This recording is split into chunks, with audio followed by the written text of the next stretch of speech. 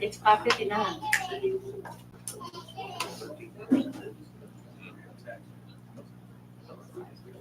Okay.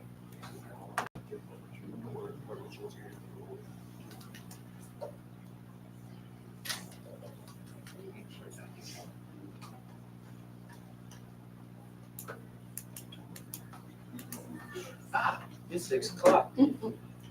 This meeting of the Rogers ISD Board is called to order at 6 p.m. There is a quorum present. Everyone is here except for Mr. Chad Green, who is absent. Y'all please stand for pledge of allegiance.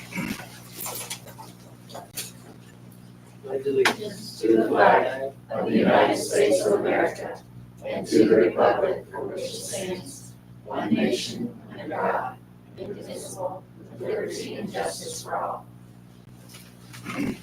I believe it's time for recognitions and celebrations. Yes, it is. So we had 3 on the agenda tonight.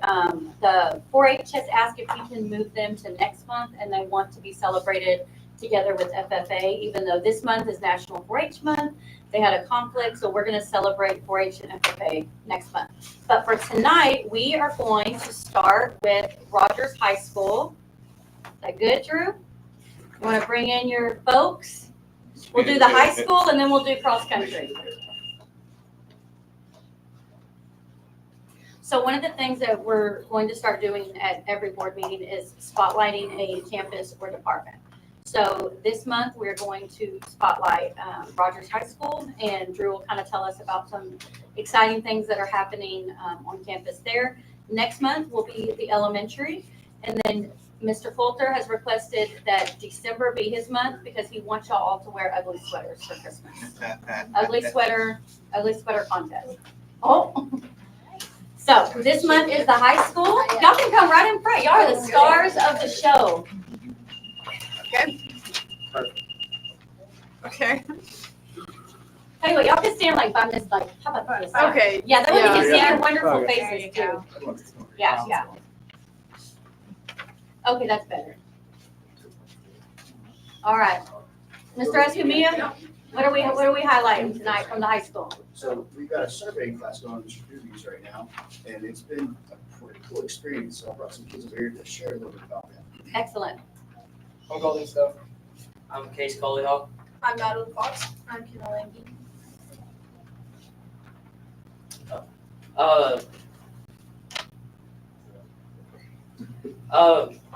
One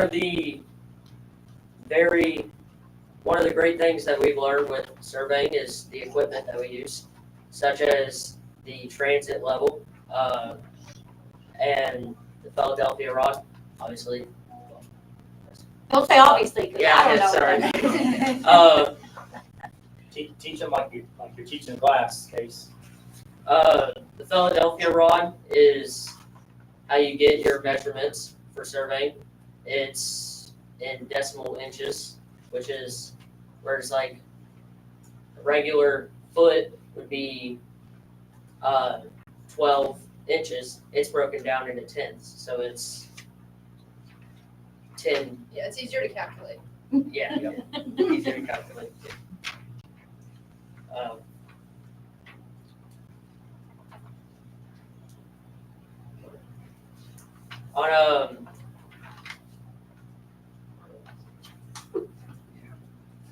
It's hard talking in front of people, isn't it? We're all looking at you. On day 1, we learned the basics of leveling, basics of surveying, such as how to level the equipment and get it set up, ready to go, so that way you can survey your land.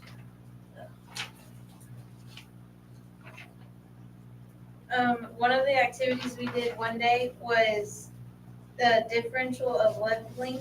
So we started at the fire hydrant over there by the ag shop, and then we had to calculate what the difference of sea level is above sea level between the fire hydrant and the flagpole. So we had to move our equipment several times, and it was pretty difficult. I saw y'all out there working. How far off were y'all on the first day? Case. On our first day, my group was about 15 feet off our first measurement. What about the last day? Yes. Madeline, Now, go ahead, Madeline. Me? Yeah, Oh. you can tell how good you guys were on the last day.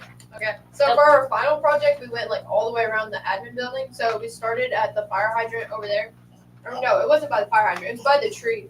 And so we started with the Philadelphia rod there and the scope like down there in like a straight line. And then we got that measurement and then moved the Philadelphia rod, I think it's over here, and made another straight line and then moved the scope and then took that measurement and then back to the beginning. And we used 535 feet because that's the elevation above sea level that Rogers is. And so we added and subtracted all that, and me and Jennifer were 0.012. Oh, wow. So, Good job. Another one of the activities we did was surveying for distance. And so the scope has 3 crosshairs, there's one in the middle, one on top, and one on bottom. And the top and bottom ones are called stadia hairs. And the stadia hairs, you take the 2, you get the numbers for the top and bottom one, you subtract those, and then you multiply it by 100, and that gives you whatever your measure for distance is In feet. in feet. That's highly accurate. I mean, we ran a little course out here in front of the ag shop, and I marked out 25 feet, 50 feet, 75 feet, 100 feet. And we practiced one day, and then we after that we practiced, shooting distance from here to the old gym. And it's amazing how close you can get. And that brought a laser rangefinder that hunters might use, and we checked that for yardage and compared the two. And I think the Stadia Air version is probably more accurate than the laser. yeah, we're usually like less than 2 feet away for measuring the stadium hairs. Well, guys, I have to say I'm impressed with like the cross curricular. The fact that we're, in an ag class surveying, also using, did any of y'all plan to use math this year in ag? Did y'all know this? Ag? No. Not an ag. So it was a surprise. Yep. Yep. Well, anybody else, y'all? I find it interesting because for about 2.5 years before I went back to vet school, I was land surveying. And I got to learn all of that stuff. And we did a level loop that was like 7 miles, and we were really upset when it didn't level out. So what he's Yeah, saying is check. next year y'all can call him and he'll help. He'll be in your There group. you go. And if I'm not mistaken, I believe Ms. Olson was just telling me last week that there is a certification that you can receive in surveying, and they are in high demand right now. Yeah. Great job, guys. We are really proud of you.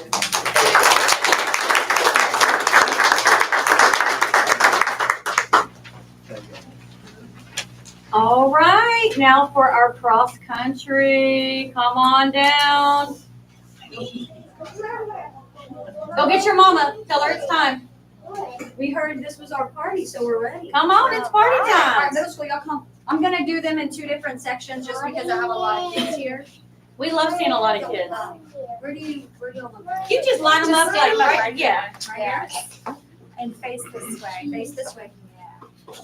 So I do want to go down the line and introduce them individually because a lot of them, they thought this was kind of weird. They're like, why are we going to this meeting? Like, I've never done this before. And I think this is something exciting, especially as they're starting their athletic careers, especially the little 7th graders. So for them to be recognized for all the great things they did this season. So first we have Simon, then we have Everett, we have Caleb, Carlos, Ember, Echo, Ansley, Cruz, Hector, and Paisley. So I am missing a few because we share some athletes. So we have some volleyball players who are on the court playing right now. And but other than that, this group of kids, they did awesome. It's really hard to show up every morning at 5:45, ready to go run a lot of miles. So I commend all of you for that. And also, they have done a great job at promoting our program. I've had a lot of kids whose faces I don't even know yet, but they were telling me that they're excited to run next year. So I'm just really hoping they keep that promise. and So y'all show up next y'all year. start the day at 5:45. So you ma'am. run, and then you go to school, and you make good grades, Some of them have football and volleyball And then you practice after leave, cross-country practice. and then you have other things, whether it's football, volleyball, band, Cheer. cheer, all FFA, 4-H. You do all the things, and then you go home and your parents make you do chores. Horrible. Man. Hey, guys, what I want to say is cross country is a sport of not just endurance, but also grit and like mental strength. And so the fact that you are in middle school, dedicating yourself and doing this at such a young age, like not only is that impressive, but that's exactly what Rogers is. It's kids like you who show up every day and work hard. So thank y'all very much. We are very, very proud of you. And don't go away to after this room and take the picture. Y'all can go back out there, but we're gonna come get a picture. And just like somebody will be out there and take your picture. Maybe Miss Dockery can be the photographer. Thank you, Dr. Dockery. She got promoted. Believe it or not, my high school is still way down at the end of the wall sitting in the chairs. Oh, it's because those are comfortable So chairs. they are. High school, come on.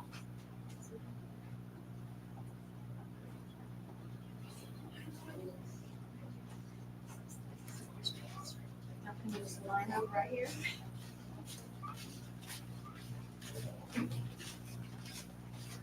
Why do y'all all look so embarrassed?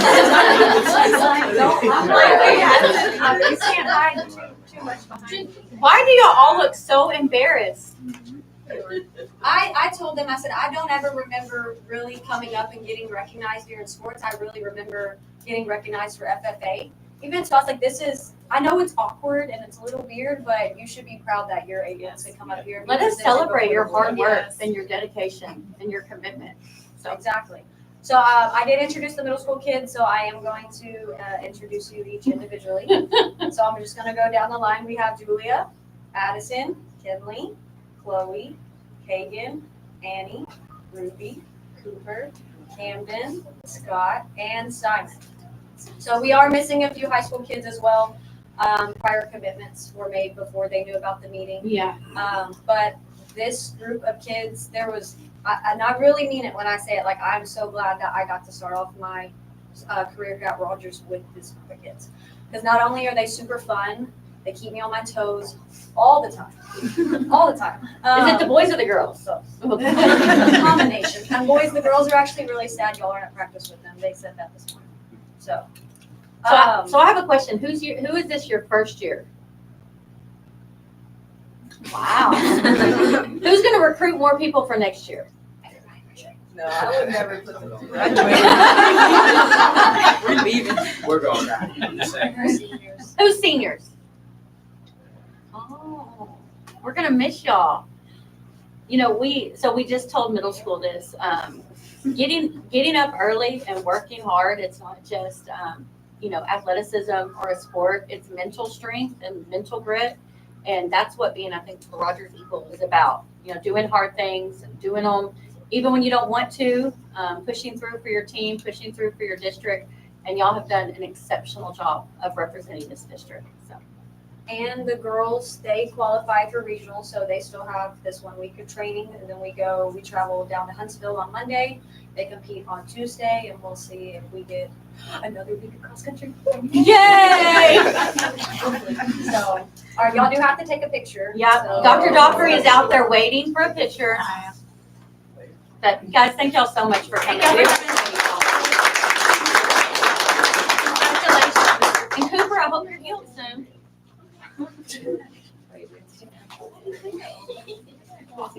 Thank y'all. Thank you. Thank you. Thank you, Coach.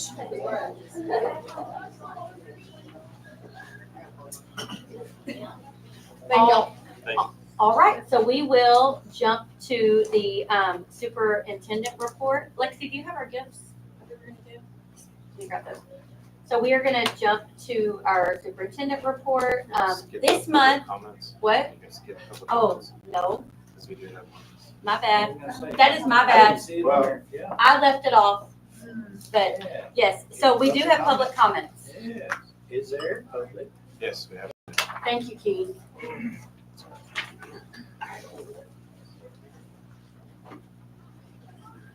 Mr. Todd Mark. And so, Appreciate those cross-country runners. My son was a cross-country runner here at Rogers ISD 14 years ago. I can remember those early morning practices. And so, Mr. Mark, for public comments, what we'll do is we'll start a timer for 3 minutes. We'll give you your 3 minutes to say your piece. The board cannot respond to any questions or anything, but we are excited that you're here. So we'll go ahead and start. Well, good evening. My name is Todd Mark. I'm with the, I live within the Rogers School District and I'm a member of the First Baptist Church here in Rogers. This coming Sunday evening, October 20th at 6 p.m., we'll be showing in the main sanctuary about a 1 hour long documentary type film based on the book titled Letter to the American Church by Eric Metaxas. The book and film draw striking parallels between the failure of the German church in the 1930s to oppose tyranny and injustice and what is currently going on in America, and urges the American church to take action so as to not repeat past failures. We at First Baptist Church Rogers see American churches as having an irreplaceable role in the culture of this nation and in this community of Rogers. Our church ministers to many of the families that this district serves. We see the valuable service you provide and are very thankful for it. We are appreciative of the board's efforts to keep the education of children and core academics as your primary focus. We support and encourage you to continue doing this. We want to do our part as well of fighting destructive ideologies, speaking God's truth, confronting the lies of cultural Marxism, and battling any form of tyranny that crushes human value and freedom. With that, we invite and will be honored to have each of you come with your spouse to watch this film with us, as well as anybody in the audience, to see the current challenges at hand and other challenges that may be coming in the future to our culture, so that we can continue to honor God's righteous biblical standards, to protect our students from harmful radical ideologies becoming so prevalent in the culture today. Thank you for the opportunity to speak. May God bless you. Thank you so much.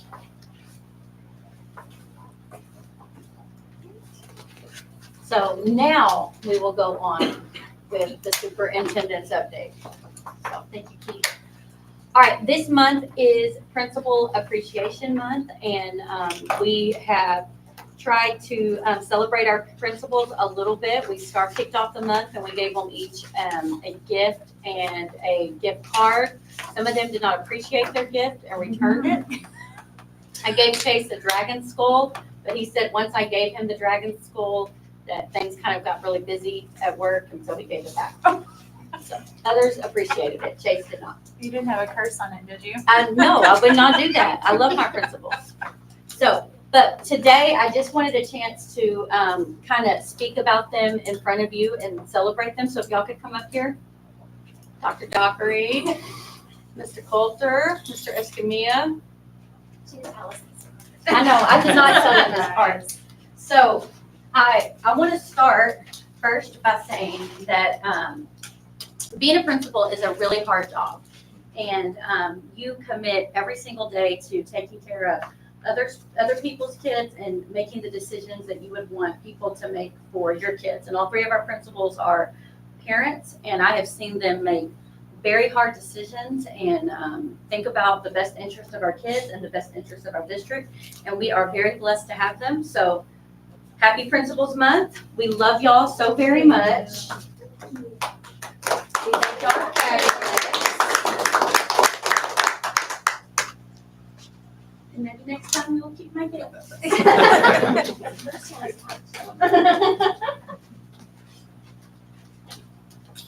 All right, moving on, enrollment. You can kind of see where we are compared to last year. At the elementary, we're down 3. In the middle school, we're up 3, so that's a wash. High school, we are up 16. The incoming freshman class is a pretty big class. That's our largest one, right, Drew? So that's a pretty big class. Nobody in DAP, but we're at a total of 889 for the district. So you can kind of see we're up, from last year.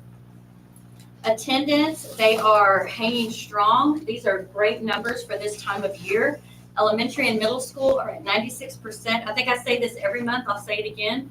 This is the first district that I've ever seen high school outperform middle school and elementary. And, you know, I attribute that to how engaged our students are. They are involved in everything, they participate in everything, and to go to games and band competitions and theater performances, you have to be at school. And so I think our kids are not just showing up because they love school and it's great, but because they love their teachers and they love their clubs and they love their activities. And so our principals have done a great job of making that a good place. That's a picture of me and Doc Doobie. He got Teacher of the Year and was recognized at the Regent Center, and they asked for a picture, and that is the kind of picture he wanted to take. So he asked me to do that, and I said yes, because he's wonderful. Teaching and learning, actually, we'll do this first. Teaching and learning department. Amanda? You want to go through the slides? Yep. Okay, so a couple of times a year, I invite teachers to share. You want to come step by Jesus so you can click your own slides? Jesus, I invite teachers to share what they're doing in their classrooms, and they get very excited, and they send me all the pictures. And so Jackie told me I had 7 minutes, so she's looking at me. Because they do get very excited, because everyone wants to show what they do every day. Even when we do walkthroughs and we're in classrooms, we see a snapshot. We don't get to see all of the amazing things that they're doing. And so this is an opportunity for you to get a peek inside of some of the classrooms that you're not going to ever be able to just walk into on a random day. So classroom update. We're going to start with high school. This is health science. Ms. Lemon sent me these. These are some of the activities that they're doing in the health science classroom. You can tell that they are not sitting in rows. They are up, around, and doing all of the things. Having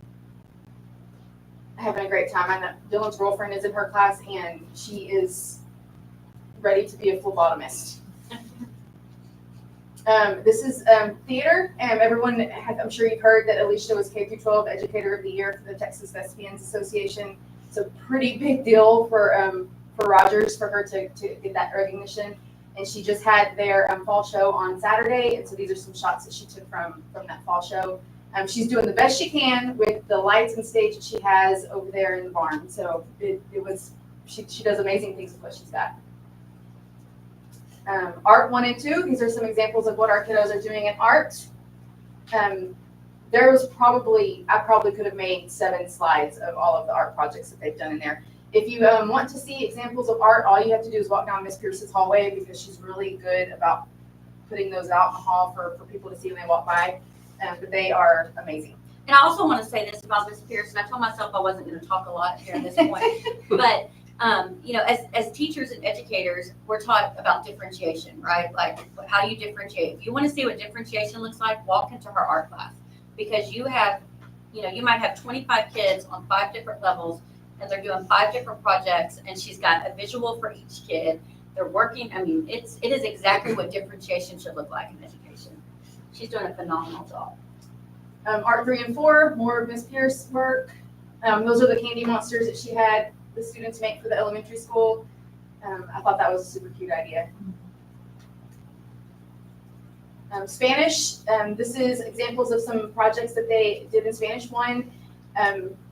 Ms. Lewis had the students research someone from Spain or Hispanic descent, and they had to, these are all in the hall too, so if you want to walk down the hall, you can see all of these presented. I could have made 10 slides of these too, but she has them making, and it's cross-curricular because they're having to do research and use Spanish.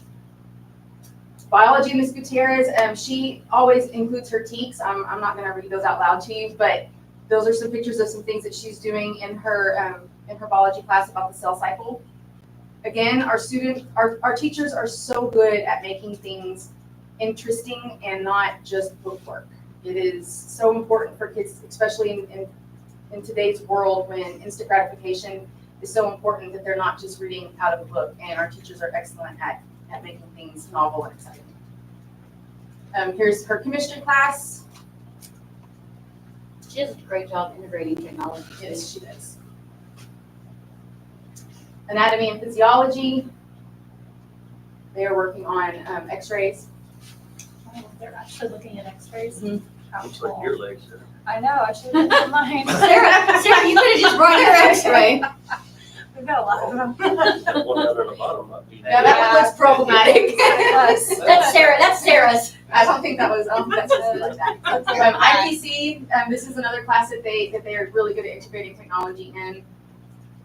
Thermal energy. Again, I love to see the group work. Makes my heart happy.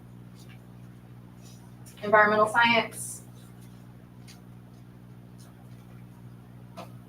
Teaches environmental science. This is Coach Reason. Chemistry, we don't have any fancy pictures of chemistry. It's kind of hard to do that. Physics. That's more math. Yeah, physics was hard for me. It's more math. I appreciate they let the teachers send you stuff Well, versus you just putting it together. they want to show what they want to show, and it's important that they get to do that. This is Miss Ramirez's geometry class. She also has these, and these are actually up in her classroom. She doesn't have them in the hallway, but I could have made 10 slides of these. The kids had to use math to create examples of, they were doing plots for towns, and there were towns that they had to make them. Bikini Bottom. Yeah, that's SpongeBob SquarePants. Makes it interesting. Yes, it is. Very interactive. Algebra 1, it's really hard to take fun pictures of Algebra 1, but they are working on linear functions. Yes. Gifted and talented, we have to brag on Ms. Ichek for a minute. This is a brand new position, and really didn't have an outstanding example for her when she said, what am I supposed to do? We just kind of told her, Go be great. you do you. And she really has. They just went on a field trip. She has taken the reins, and she's doing an amazing job with our gifted and talented kiddos. She's got so many ideas to make it even better. I think that the more she gets into it, her horizons are spreading, and she's just so super excited about serving these kids. Middle school ELA, they are reading novels, and by choice, not because they're being made to. And then up in the corner are one-pagers that they did in Miss Keaton's class. They had to read something, and instead of having them answer a worksheet, she had them do a one-pager. She had certain criteria that they had to follow. They loved this. They loved it, yes, they did. Makes you want to read it now, doesn't it? You know what the cheese touch is about? Yep. Okay, I was about to tell you. I see the little. You watch the movies too, huh? Yeah. Our band is doing phenomenal. They have a marching contest. It's Wednesday. On Wednesday, they're going to Troy. That's our qualifying contest. So we really want to do well in Troy so that we can qualify for the next marching contest. But they are getting excited. We have a large group of 8th grade marchers, and for the success that they are having with so many 8th grade and even 9th grade marchers is phenomenal. That is pretty unheard of, and whenever other bands find out that half of our band is full of 8th and 9th graders, they're pretty amazed. Yeah. I'm excited to see this Yes. in 4 years. Yeah. I know. We got to work on retention. That's like, Yes. keep them in the band. Yeah. 6th grade band. So this is how we retain. This is Miss Bedina, and they start them in 6th grade, pick their instruments, and have them fall in love with music in 6th grade, so they don't quit and stay in all the way through. Are they doing the parent thing? Yes. Like they Yes. did? Oh Yes. my They gosh. will. Actually, Kitson said beginner band showcase is November 5th. Oh, is that okay? Here's some pictures from the AgMet class. This is Dr. Dewey. He's got some pictures of the kids doing the surveying. They also made the cornhole boards for the Education Foundation. Their mailboxes. Yes, I have 2 of those at my house, and I love them. They hold paper plates. Nobody made me one. Madeline's Holmes hair products. Advanced animal science. Get on So Jack. I actually got to witness the pet grooming. I wish that I would have brought my dog in to get. Oh, sorry, go back. The pet grooming. They actually got to groom Dr. Dewey's dogs. We skinned a snake. And then ate it. Fried it up. They also fried that. I like they made their own Dove poppers. They did make their own Dove poppers. And I don't know if any of you don't have kids that are in ag. A tradition here is down here in the corner. When you're a senior, you get to put your brand on the senior board, and it hangs in the ag room. And so that's a pretty special deal for those are our seniors this year that are getting to put their brand on the senior board. Do they make their own brands? Yeah, that's Brandy puts them on the couch. And they also did the 62 to put on the field for Columbus. Our ag kids have been doing great things. Yeah. Livestock production. We've got our kids that are raising the flag. The blindfolded puzzle.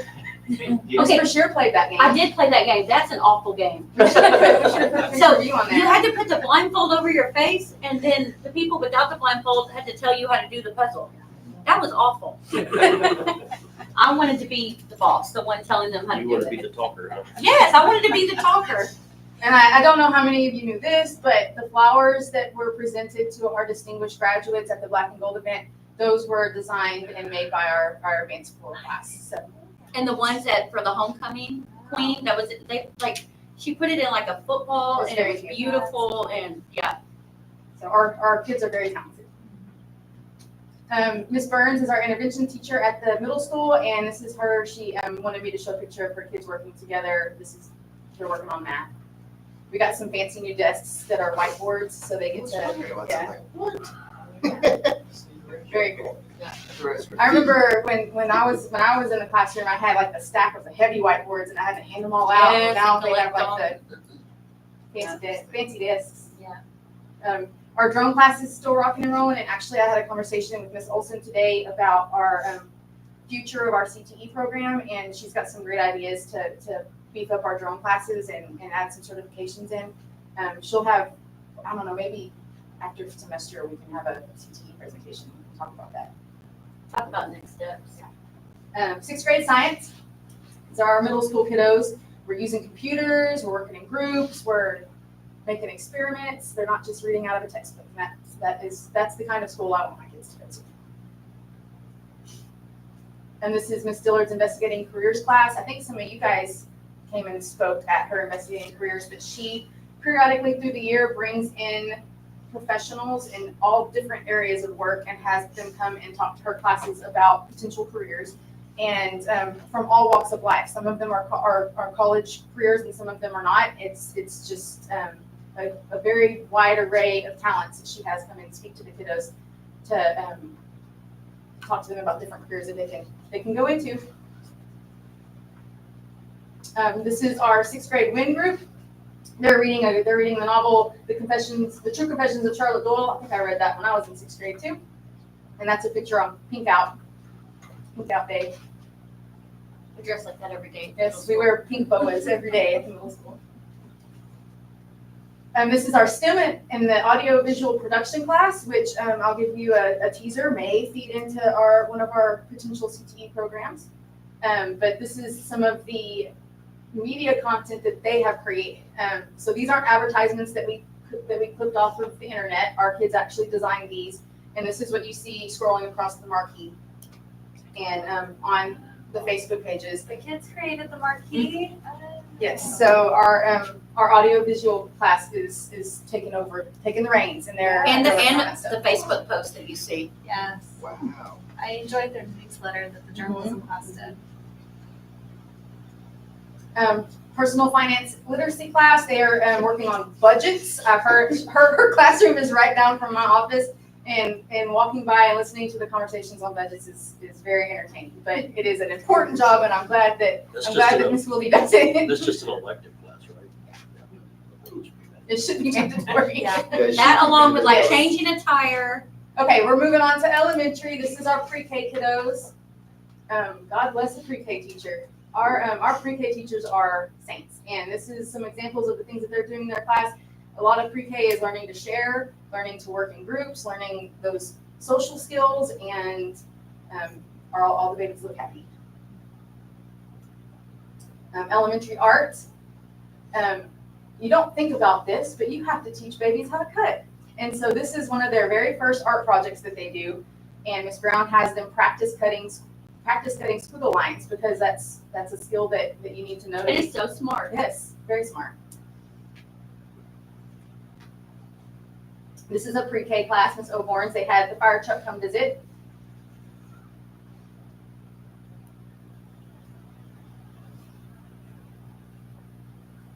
This is more from the pre-K. So they did apples and now they're doing pumpkins. And there's the Candy Monster from the high school art class. They made those Candy Monsters so that when the kids brought candy for the trunk or treat, they would feed it to the Candy Monster, and that's how they collected the candy at the elementary school. Here's a picture of our third graders making real-world connections, applying their developing multiplication skills to recipes. I bet they got to eat it. They were delicious. And then like the next week, they did root beer floats. And here's our fifth grade team. I'm glad that she mentioned new curriculum. Every classroom that I've been in at the elementary school is rocking and rolling with the HMH curriculum. And you can see they're using the hard books in this picture, but they're also using the computers. Same thing with science STEM scopes that has rolled out really well. And in math, they're working on equations again. Looks like they're using the tables dry erase boards, which is genius. I don't know why. Can we get that kid up there in the top of a new sweatshirt? Wearing an academy. Oh. That's funny. Hey, he came to us as fast as he could. Yeah, He did. And that's the end of the slideshow. Do you want me to talk about Clever right now while I'm up here? A little quickly, yeah. Okay. One of the programs that we rolled out this I guess last 2 months is a software called Clever. Our technology team has been really integral in helping us get that set up. And what it is, it's a master rosterer. And so instead of having to hand roster all of the things, we roster Clever, and Clever will automatically roster all of our curriculum for us. And so the plus of that is when a kid leaves the district or comes to the district overnight, it will update that roster. And so we're not wasting licenses on kids that don't leave by having to remember and go and remove them from all the things. And then when a kid enrolls, they're not having to wait for somebody to pick up the slack and go and hand roster them in the program because it'll already be there. It's already rostering them in. And our next step for that is a single sign-on. I've got 2 teachers at the elementary school that are trying it out. The single sign-on will be where there will be a landing page on their Chromebook, and it'll have at the elementary school big pictures of STEM scopes and big pictures of HMH, and the kids will just have to click on it and it'll automatically log them in as long as they're logged into their Chromebook with their school ID. Which helps. They don't have to remember passwords. And once they have their QR codes, they can do it at home. Yeah. And so that's our next step that we're just working the bugs out.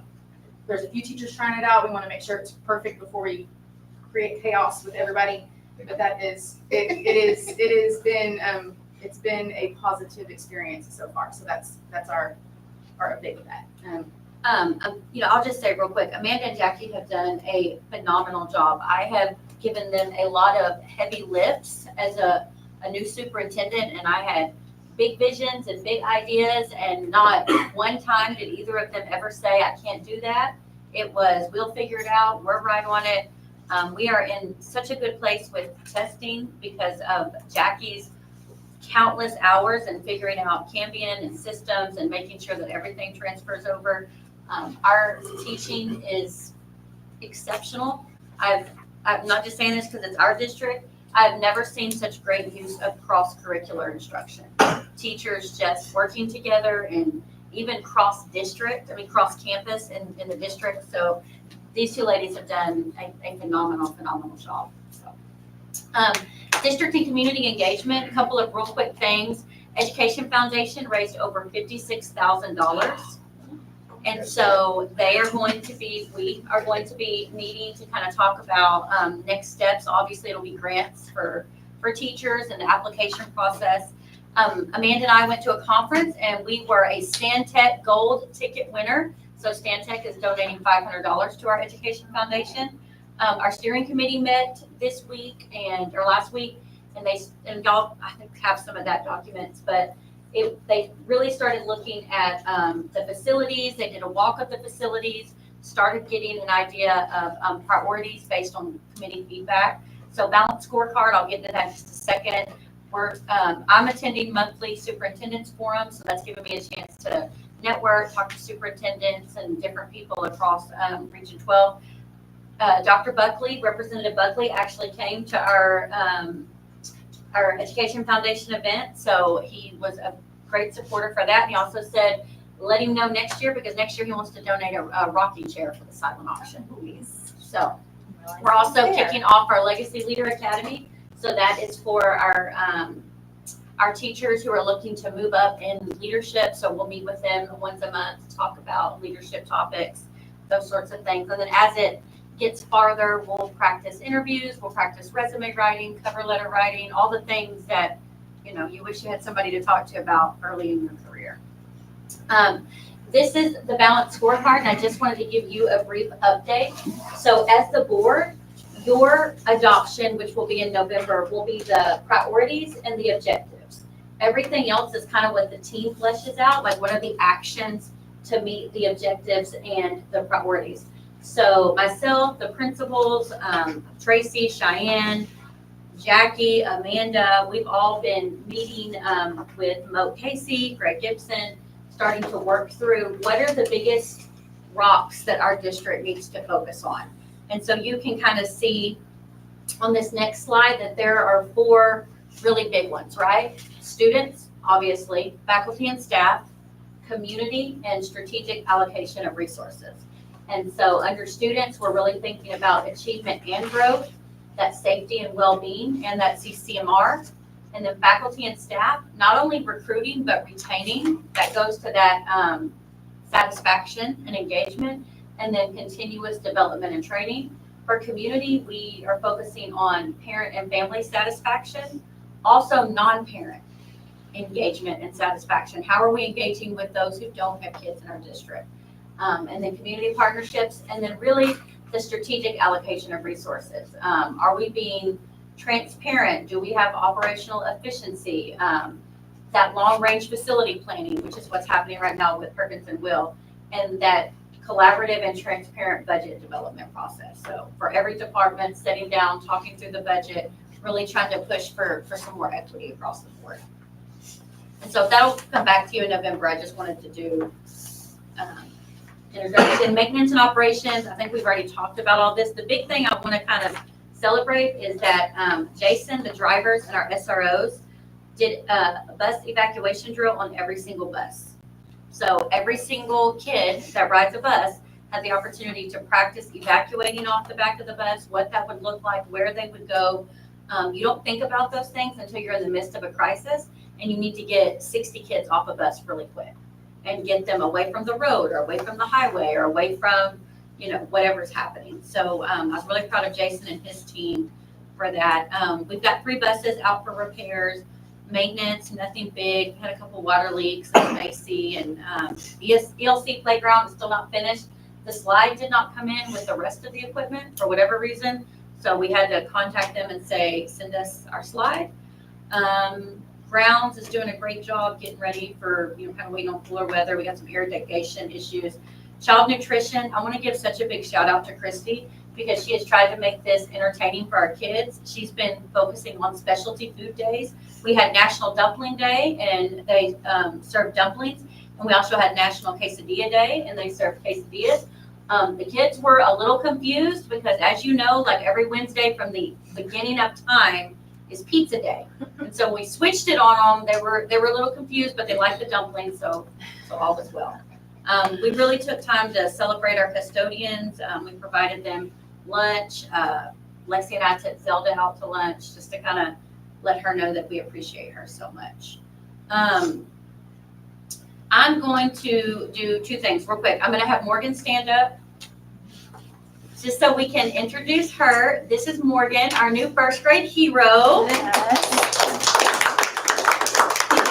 are so grateful that we could get her at this time of the year. We're very grateful to Huntsville ISD for sharing her with us. She is marrying a Rogers boy, so this is her home and this is where she wants to be.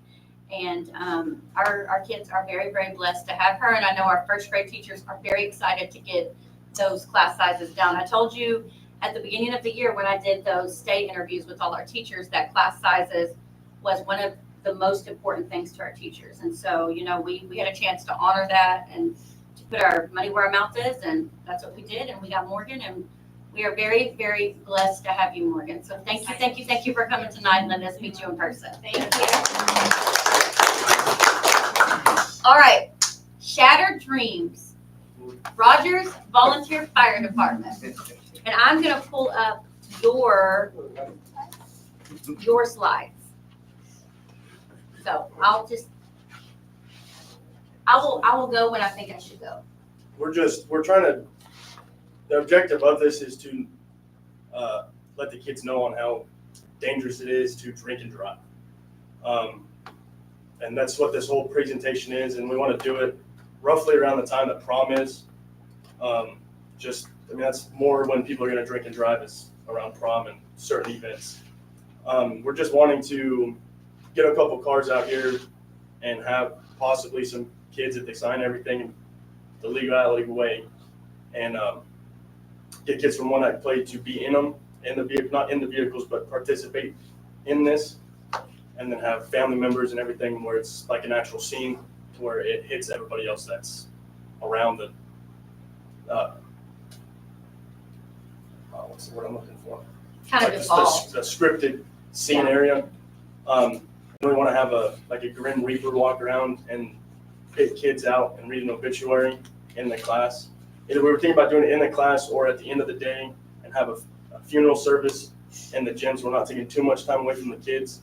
Just I believe it's 30 minutes on what the national stats are of how many times stats that people die in a drunk driving accident. We want to have a PHI, Temple, EMS, the state troopers. There's a whole bunch of people that are involved in it. Like I said, we want to do it around the prom time and just notify on how miserable that drinking and driving really is. And so this is not a public speaker, so if y'all have any questions, you could probably ask, or I could. It kind of reminds me about some of the stuff that Alice did when we were in high school. Yeah, we've done it here before. My senior year, we had one planned out, and everybody says it takes a year to plan this out. It really doesn't. Me and one of the other firefighters, we had it planned out in 5 months, and that was really drawn out. And so we've got about that much time. Yeah. So I want to get it. I want the date set, and I want to get it rocking and rolling because all those people who will need to be involved, like PHI, they need a definite date and time. Temple EMS need the same thing. The fire department and the police department, we're here. The SOs, the coroner, and the justice of peace and the funeral home, they're really going to need the date and time. So the funeral home can set one up in the gymnasium and do the whole presentation. It's just, we're here to notify the kids, and it's not even really the kids, anybody that wants to show up on how dangerous it is to drink and drive, or even distracted driving. Yeah. So for me, this was just an opportunity for you to kind of talk to the board. I'll kind of follow up with them, individually, and then get back to you. Okay. I think you have mine and the other guys. Yes, sir. Yes, sir. And they have your flyer and your slideshow. Okay. So, right. Thank you, guys. Thank you. Thank y'all so much. Thank you. All right. And now for the fun part, the financial update. Yeah. All right. Well, you will see that the quarterly investment report is in there for June, July, and August. Trying to play catch up on a few things. And so basically you can see what the beginning market value was for June in the third column up at the top, and at the bottom you'll see it was 6.5 million. August, we don't receive any state funds, so ending market value, you can see it's much lower. That's because we had to take money from Texas Class to help support all of our financial needs for the month of August because we didn't receive any state funds. So that's your quarterly investment report. If you have any questions about that, you can see our interest was still doing really well. We did really well on interest, and we will probably still do okay on interest for a little while, but depending on what the feds do, if they continue to lower the interest rate, then of course that will affect our rates as well, our interest rate. The summary board report, this is as of September, so you'll just see how expenses are kind of going, and we're pretty well on par for expenses for the month of September. And then we have Dan Mahoney and Jacqueline here who are ready to talk to you about bond information. So I don't know if you need us to plug in for, thank you. We're going old school and keep it paper. Okay, that sounds great. Well, good evening, everyone. It's good to see you all again. For anyone that doesn't know me or doesn't remember me, my name is Dan Mahoney. I'm the district's longtime financial advisor. Been working with the district now for about 8 years, and over that time, I've had the opportunity to see you all through your last bond election, tax note, and some other things. So happy to be out here with you all, and grateful. Joining me tonight is Ms. Jacqueline Mesa. Jacqueline is a newcomer-ish, or new to me, working together. We've been working together now for about 8 months. Jacqueline's going to be helping out with the covering of the district's account moving forward. I told you all when I moved over to Estrada Hinojosa that a big part of why I made that move was so that I could make or have more opportunity to have some folks that are going to be help supporting me and supporting you. And Jacqueline's an opportunity to show you all what a little bit of that's about. So diving into what we've got here in front of you, just a little bit of information about the district, about your existing debt profile, and then a couple different opportunities we have for different tax impact analyses that we've done for you all today. We'll get into it. Why not? Why jump ahead? Why go ahead? So jumping into the first section of the book, you've got the debt overview. As you can see, there are three series of district bonds outstanding. The series 2021s, the series 2016s, and the series 2014s. The 2014s are mostly a series of capital appreciation bonds.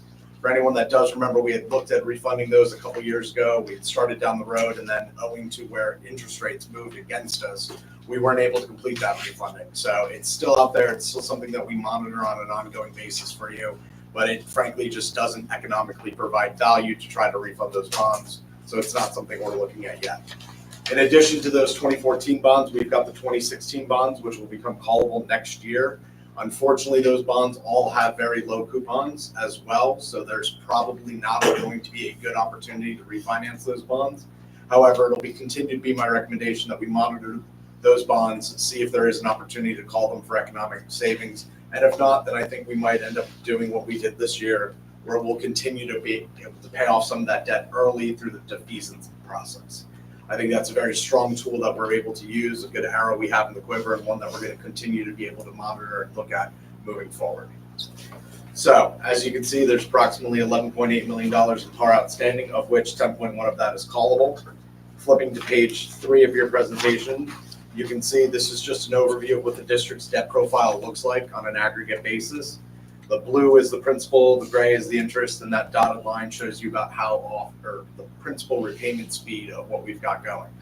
So as you can see, there's a couple different steps down, which provides good long-term capacity for the district moving forward.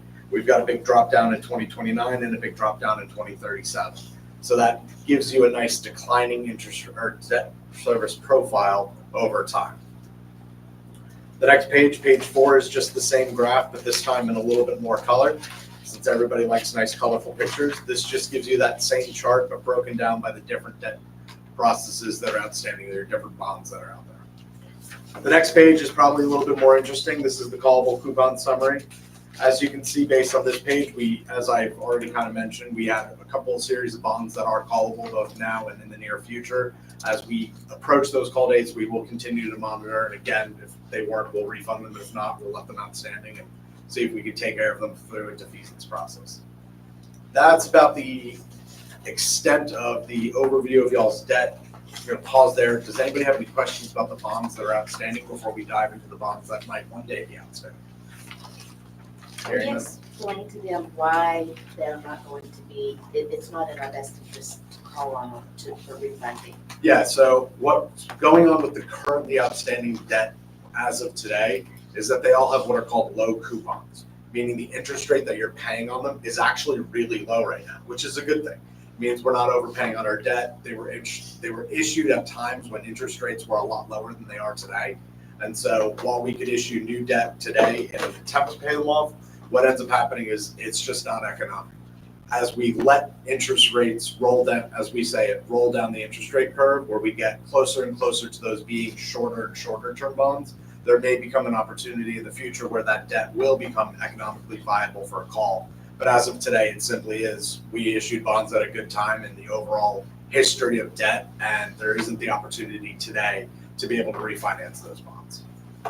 It's sort of like if you had a home mortgage that you got in Yeah. 2020 and now it's 2024, you're not refinancing that mortgage. And that's the same with your debt. Because you got a good interest rate. You've got a great So interest stay rate. still. Yeah, it's Gotcha. 3 and 4% interest rate coupons on them, which are, today's coupon du jour is a 5%, and we're seeing interest rates about 3.5%, 4%, 4.25%, depending on the size and term of the debt. So, you've got 3% interest rates outstanding. You'd have to borrow at 4%. Just doesn't work.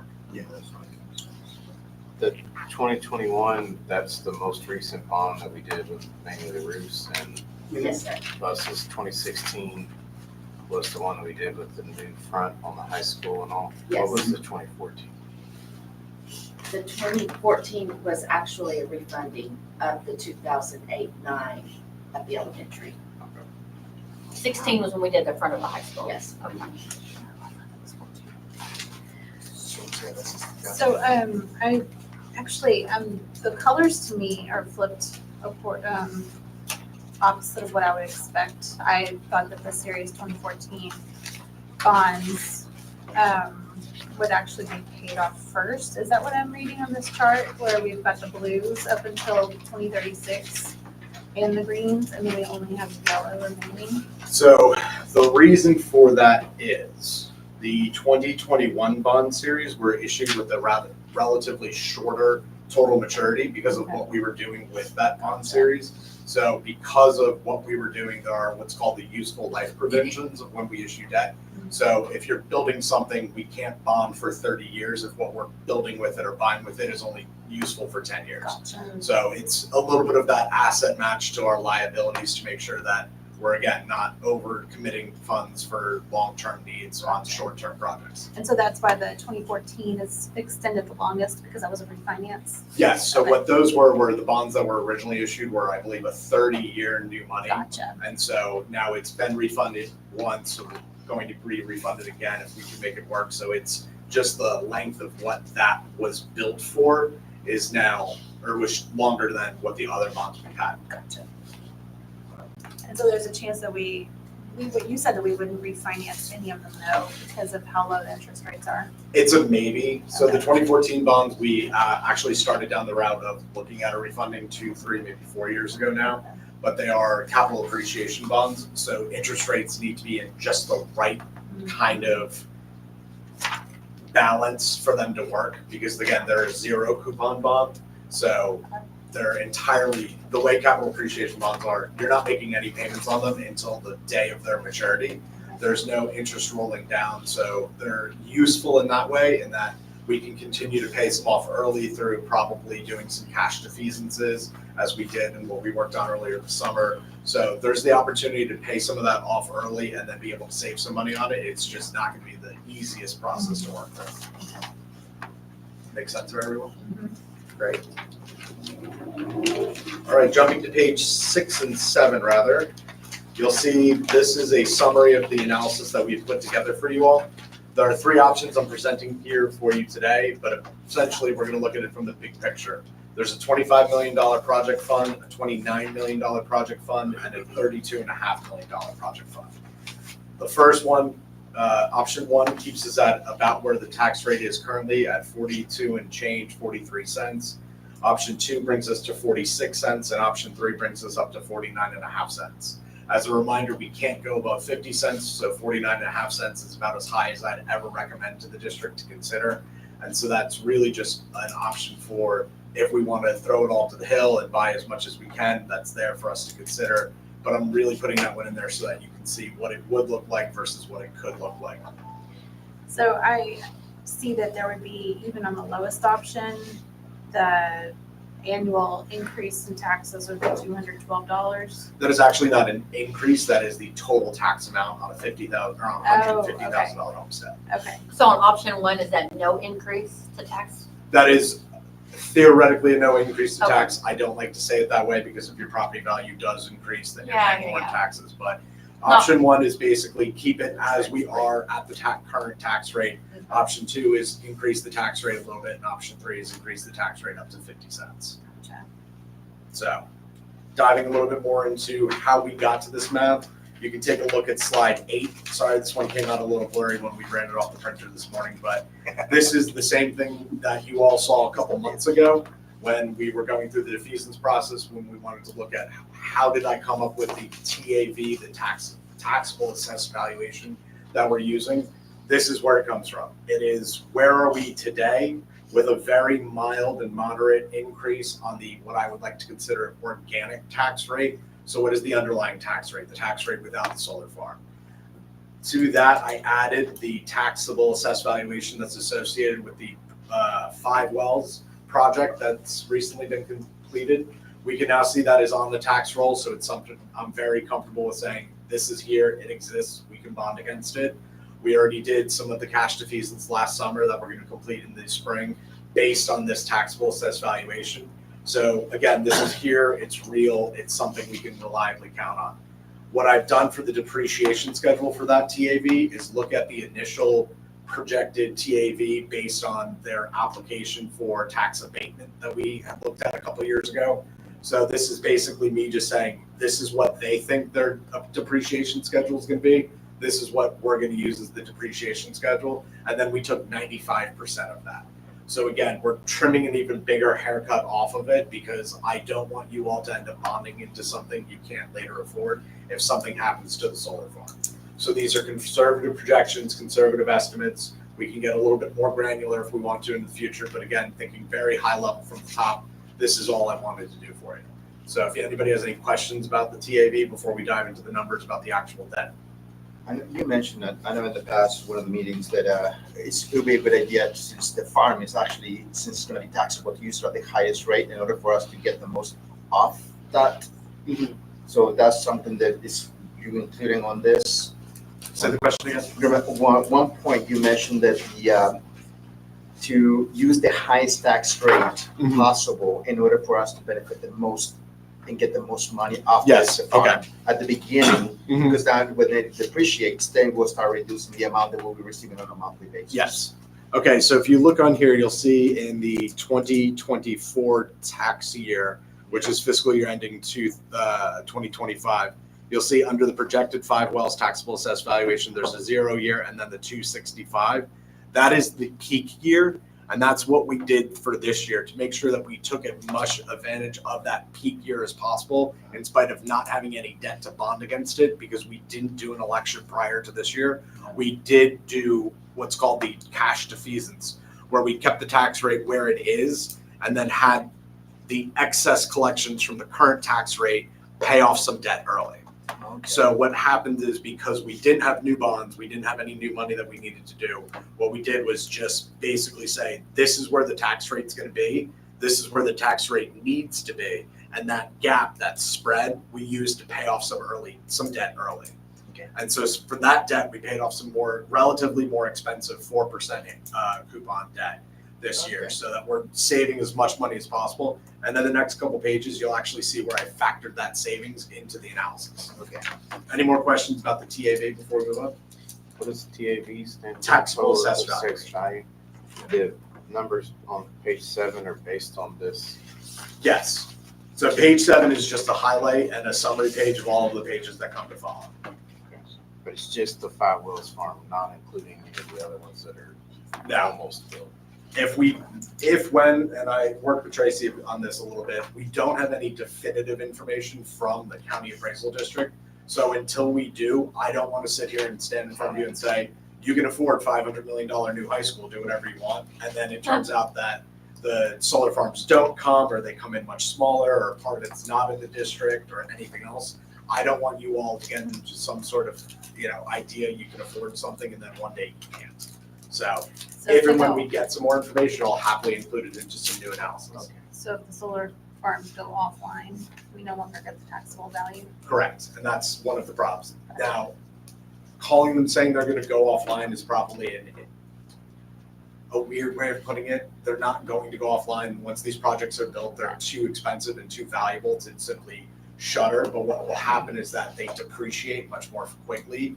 And so they're worth $100,000 today, they're worth $80,000 next year, 60 the year after, 40, 50, whatever, so on and so forth. So that's, again, what I'm most concerned about, is saying bond against this solar farm and then it's not there.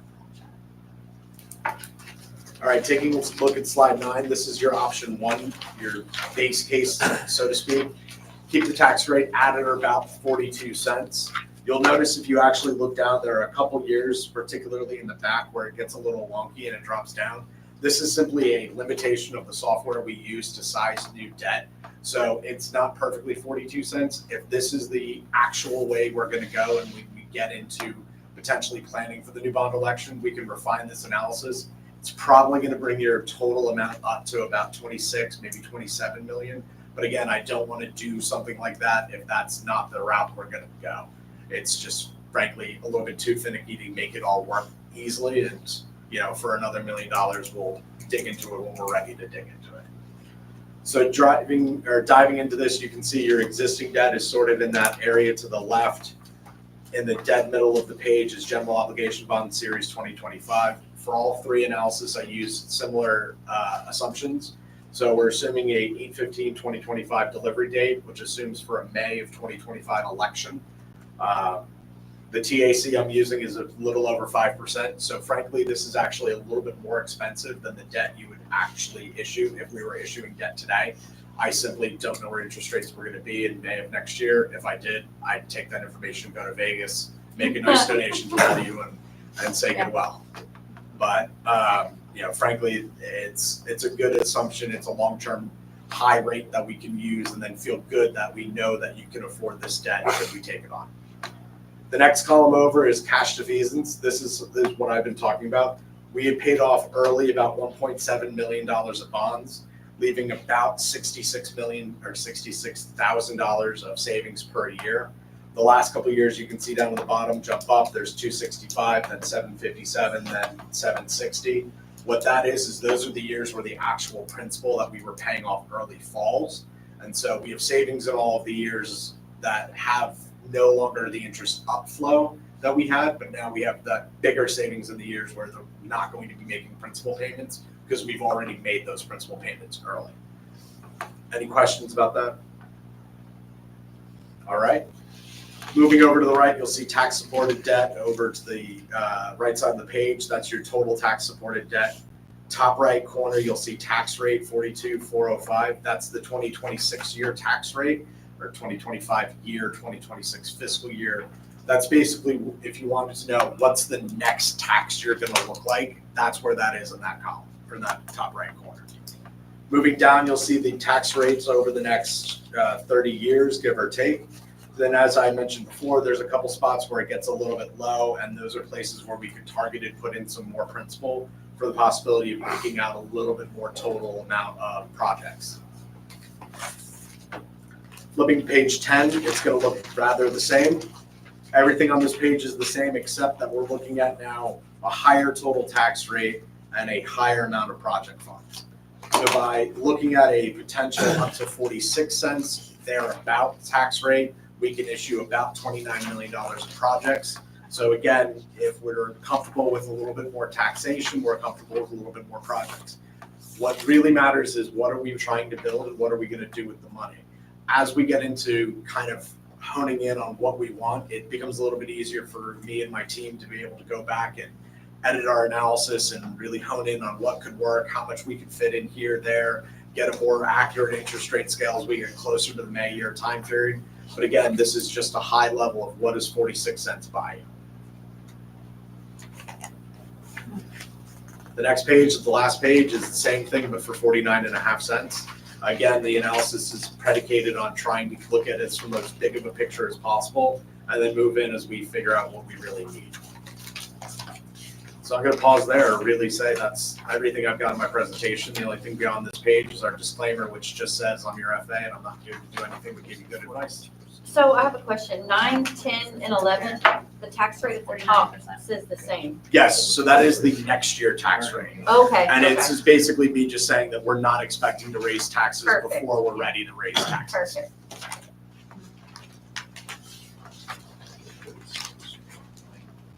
Frankly, this file we use is designed to show you the next year as always the. No, great job explaining, because I'm not as gifted as Tracy in the finances. So. So currently, right now, That 1771 monthly cost is what we're, most home, I mean, if your home is valued at that, that's what you're paying Correct. currently anyway, right? Correct. And we could take out, we could bond for the 25 million, and theoretically, No tax rate. no increase. tax raises outside of what the county decides to do Correct. with your home value. So we're looking at less than $2 to go to 29 a month. So, okay. I will just say, Dan is having to provide you with what we know. Right. What we don't know is come January to March, that's when we're gonna find out what those estimated property values will Yeah. be for the next solar farm. And that's going to change these numbers, but right now, this is what we have to work with. Right, so right now, though, I mean, we could bond for 25 million. Yep. And we could, with, good cause say you're not gonna see an increase. Otherwise, that's a good thing. We know more is coming.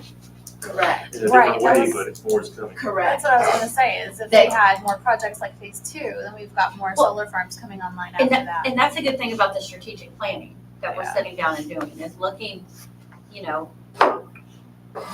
one, 3, 5, 7, 9, looking at the projects, prioritizing the projects, and then figuring out what capacity and saying, this is where we want to go. Speaking of that, so they were saying the projects gestation between 5, 10, and 15 years. The bond part, so we bond today with $25 million, option 1. When do we have to bond again? Do we have to do it, wait 5 years, 6 years, 7 years? How long do we have in order to accommodate phase 2 or the next projects that are coming down the pipe? So there's 2, 3, 4 different ways we could do this. I'm gonna stick to the first 2 because they're the ones that make the most sense. Option 1 would be if we do a bond, 2025, based only on the solar farms that we've got, based on this, what we have in front of us. Okay. And then January 1st, 2026, a new solar farm comes online for another $500 million. May of 2026, we can do an election and then bond a new debt there. That's option 1, and that's only call an election for the debt we know we can afford, option 1. Option 2 is we roughly know that another solar farm is coming, and we roughly know that it's gonna be worth maybe $500 million, and we roughly know the depreciation schedule. We could, in May of 2025, call an election and say, listen, we're only gonna issue $25 million today. But if this solar farm comes tomorrow, we're gonna issue debt against it because we know that solar farm is coming and we know the benefit that's gonna provide to the community, but we don't wanna have to call an election every year. Yeah. That's option 2. So it's altogether possible to sit there and say, and it all takes the trust with the community. What do we think the community here is going to support? If we think they'll support us in the long run and having the faith that we're not gonna bond them, or not gonna sell debt until we know we can afford it, that's an option. But otherwise, we wait, and you can call a bond election every election cycle, 1 in May, 1 in November every year.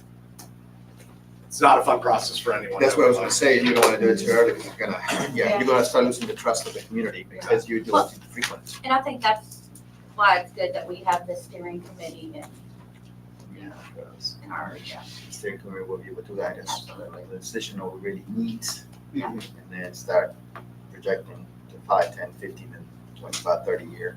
Absolutely. Yeah, so just a lot of money for many years. Have we received the bonus payment that Five Wells was supposed to? Not yet, we will receive it this year. You're talking on the M&O side though. That's- Yes, correct. That's supposed to come in Oh. March. That's not on the outnet Is that side. March or? Oh, that's on the M&O side. So during this process, if we stay with the 25 million and wouldn't raise the tax rate, but we still can't publicize it that way. Because the No, last time we did a bond, unfortunately. you can't write that down. They can't see that wrote down anywhere. They just gotta have faith.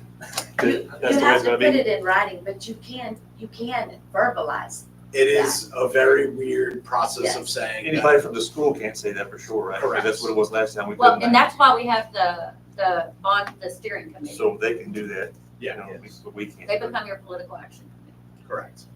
They're the ones that can stand up in front of the room and say, if your tax rate's 42 cents today and we do this bond election where your tax rate's still gonna be 42 cents, you do the math on how much more you're paying last year this year. This side of the room forward, please don't say that. That was a trust issue last time that hurt us a little bit. I can understand that. That's definitely something that a lot of districts struggle with. But right now, we haven't called anything. And so when people ask, what are y'all thinking? They can say, Correct.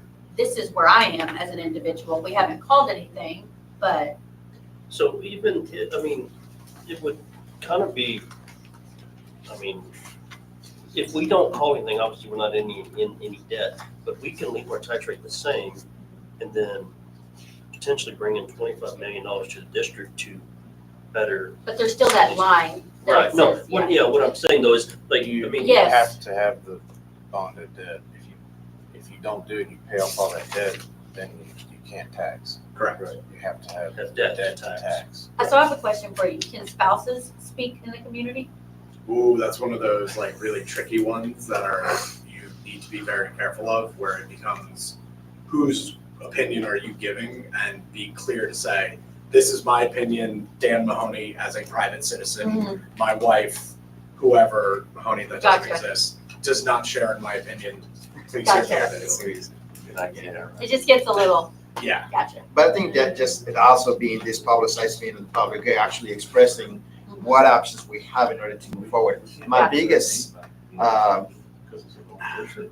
I guess, the projects, I guess once the steering committee looks at everything that we have and the option, what can we really afford, is we start going to the granular level of what we really need, they can actually say, but at least we can tell the public, hey, we're looking into options, this is what we're going into. We don't have to say, hey, this is the direction we're gonna go right now, this is the options that we have, but we do not know yet what we really need. Because 25 million sounds like a lot, but It's not when you start looking, it's not much. So that's the reason I was saying it's option 2, 32 million. If we have to go that direction, because then we have to explain to the public, this is necessary to do it now because the money will not stretch and we'll be able to at least do 75% of what we really need. So, okay. Thank you very much. Very welcome. Any other questions before we take on? Well, it's a pleasure seeing all of you. Thank you. Thank you. Thank you so much for your time. Yeah. Appreciate it. All right. So the key thing there is you just gotta get across the piece. And then the back, then you gotta get across, like, you're already gonna be. You're gonna be paying taxes whether you like it or Yeah. not. Yeah, There's a so- lot of these. Win the So lottery. like you said, Roger's eyes. we have to have. We gotta have debt. debt. We All right. have debt. All we're Thank doing is y'all. saying Thank let's you. more debt, All we're right. not adding more debt to you. And there's not gonna be a situation where we're out.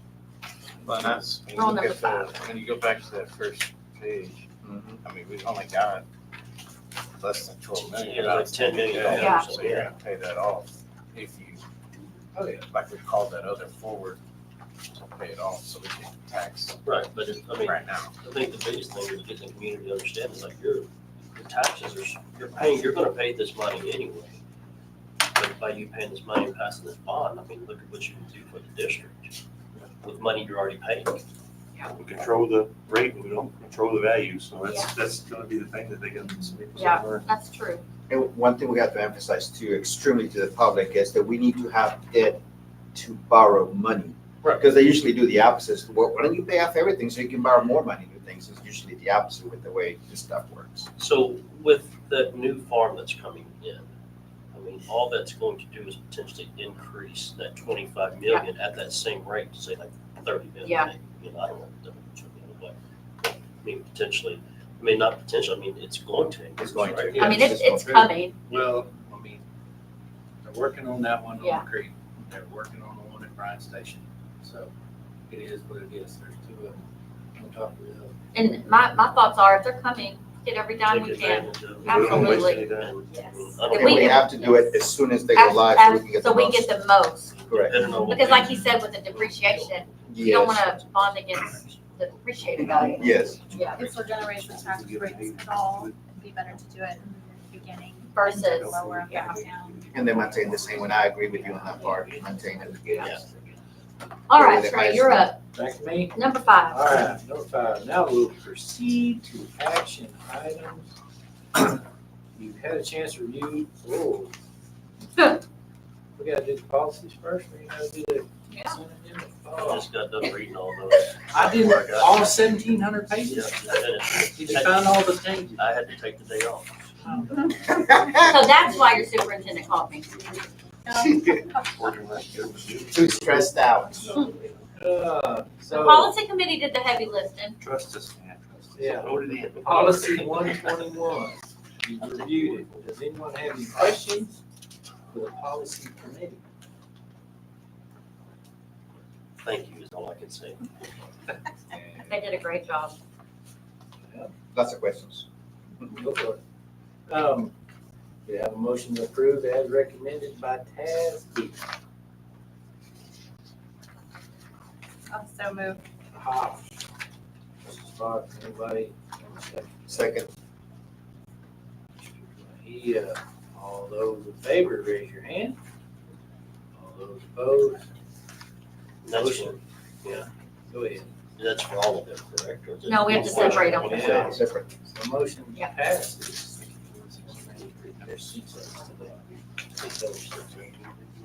Keith, are you gonna use your announcer voice? All right, had a chance to review policy 122. Does anyone have any questions for the policy? I can't see with these glasses. That was me last week. Thank you for coming. Do I have a motion to approve as recommended by TASB? Also move. I'll second it. John Paul, he's first, Bradley second. All those in favor? All those opposed? Motion carries 6-0. Now we move to policy 123. You've had a chance to review it. Does anyone have any questions for the policy? Do I have a motion to approve as recommended by TASB? Also move. All right, Mr. Mejia, I second. Mrs. Fox, all those in favor? All those opposed? Motion carries 6-0. Yes, I'm trying. Had a chance to consider and review the minutes from the regular meeting on September 23rd. If you have any questions or concerns of that? I looked at it.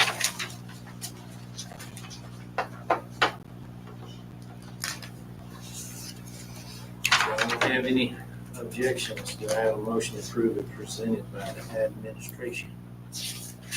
That's so moved. Mr. Mark, any second? A second. Mr. Sharleen Cobb, all those in favor, all those opposed, motion carries 6-0. What was in there? We read and consider review the minutes from the special call meeting on September 30th. Do you have any questions or concerns, ideas? I missed most of it. But you came. I tried. Yeah. You were there for the votes. Do I have a motion to approve as presented by the administration? I so move. Mrs. Fox, second. Mr. Mejia, all those in favor? All those opposed? Motion carries 6-0. Now, let's see. Oh, the MOU with Westphalia. Had a chance to consider and review the MOU with Westphalia. I don't think it's changed any, has It has, it's the same thing. Scott sent it over. it? Okay. We only get the good kids to. Wait, say what? I was about to say. Say, I'll take the whole. Well, we don't know. I've already been talking to Westphalia families. We only got the good No, ones. you don't. And then we get Oh, really? Yeah. How many students are they Yeah. expecting to come over next year? I think 17 maybe? Really? I think I think this is their big class. But usually it's just 1 or 2 for each class, so that's something to Rosebud Lund. Well, they're coming here this year. Yes. We want them. Well, yeah. It's all great to me. We want them. And there's some really great 7th graders too this year. Do we need to amend that for only good students? All right, do I have a motion to approve as presented by the admin? So move. Yeah, second. I'll second. Mr. Mark, all those in favor, raise your hand. All those. Motion carries 6-0. All right, Mrs. Brashear is recommending that we amend the amendment of our academic calendar to include a half day on December 10th. This will allow time for the Rogers Elementary School to host elementary UIL. Dr. Dockery is very excited. Very excited For hosting or for half day? hosting and for the half day. Probably gonna work harder, don't you? Yes. Yes. Yes. It's a big event. Harder? Yes. You have a lot of home events too, though, before the event, don't you? Yes. Okay, that helps out. And we created an extra event that's just our own this year, which is the creative art. Oh, And so cool. we will be judging that as well, but that will be just for our district. That's really So glad you did that. Yeah. I'm excited. Yeah. All right, do I have a motion to approve as presented by the administration? So, Mr. Mark, A second. Fox, all those in favor, raise your hand. All those opposed did not raise a hand, so passes 6-0. Now we're on to personnel. Mrs. Brashear has requested that the board approve the addition of a special ed paraprofessional for Rogers Elementary School. Here. Yeah, I can share. I think y'all probably already know. We've got some additional students who require intensive support. They have had a staffing in an ARD indicating the need for one-on-one support. So we need to add a paraprofessional to our brigade so that we are not only in compliance, but our students in the classroom and outside of the classroom can experience the best learning experience possible. Great. Do I have a motion to approve as presented by admin? So moved. I'll second. Mr. Shavinka, Mr. Mark, all those in favor, raise your hand. All those opposed, motion carries 6-0. Do I have a motion to adjourn at 7:26? I so moved. Fox. Do I gotta take a vote? No? Do you? I don't wanna sit I think here. you do. You have to take a I have vote. to have a No? motion and a second. Second. All right, it says vote. All Well, those in favor? Yeah. look, did the audience raise their hand too? Lexi, great job on the notebooks. Yes. Will Yes. you